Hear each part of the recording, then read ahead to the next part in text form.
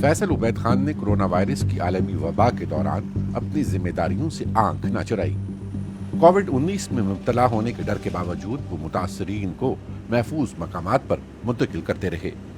جی ہمیں اللہ پاک پہ یقین تھا کہ ہمیں کچھ بھی نہیں ہوگا، ہم انسانیت کی خدمت کر رہے ہیں، ہمیں کوئی خوف نہیں تھا۔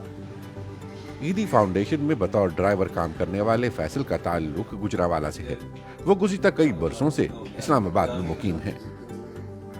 جی سارے کرونا کے تھے، ہم کرونا کے دوران ٹوٹلی کرونا کی ڈیوٹی کر رہے تھے، کوئی اور پیشنٹ یا گڑبڑی نہیں اٹھاتے تھے۔ کورونا کی وبا جب عروج پر تھی تب فیصل کی روٹین کافی سخت تھی۔ رات کو یا دن کسی وقت بھی اسے پیغام موصول ہو جاتا تھا کہ اس نے کسی بیمار یا لاش کو کسی مقام پر منتقل کرنا ہے۔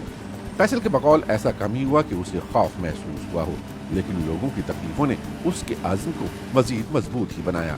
جی ایک پیشنٹ لے کے گئے تھے چاندنی چوک کے پاس، دو کالا کھانسی سے لے کے گئے تھے ایک پیشنٹ، وہ بہت زیادہ کھانسی کر رہا تھا، اس کی حالت بہت نازک تھی۔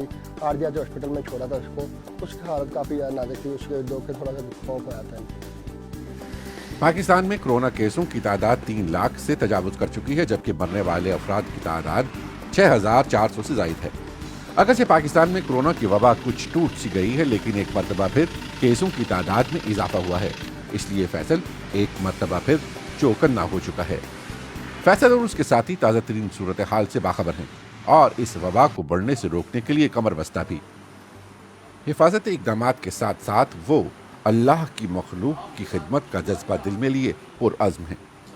فیصل کے دوست اللہ دیتا خان ایدی فاؤنڈیشن میں مانیٹرنگ سیل کے انچارج ہیں۔ انہوں نے بھی کرونا وائرس سے متاثرہ افراد کی مدد کے لیے ہر ممکن کوشش کی ہے۔ اگر ہم نہیں کرتے تو کون کرتا؟ کسی نے تو آگے بڑھنا تھا، تو لوگوں کا ہم پہ ٹرسٹ تھا، تو ہم اس ٹرسٹ کو توڑنا نہیں چاہتے تھے۔ حکومت کے ساتھ دیگر کئی امدادی اداروں اور انفرادی شخصیات نے بھی اس مشکل وقت میں اپنی قوم کا ساتھ دینے کا سلسلہ جاری رکھا۔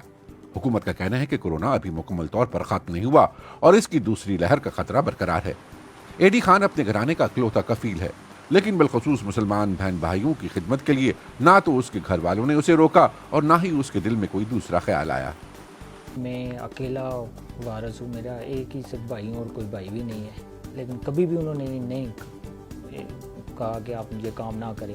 انہیں بھی اللہ پہ بھروسہ تھا اور ہمیں بھی اللہ پہ بھروسہ تھا کہ ہم یہ کام کر رہے ہیں، انسانیت کی خدمت کا کر رہے ہیں اور اس میں ہمیں کچھ بھی نہیں ہوگا۔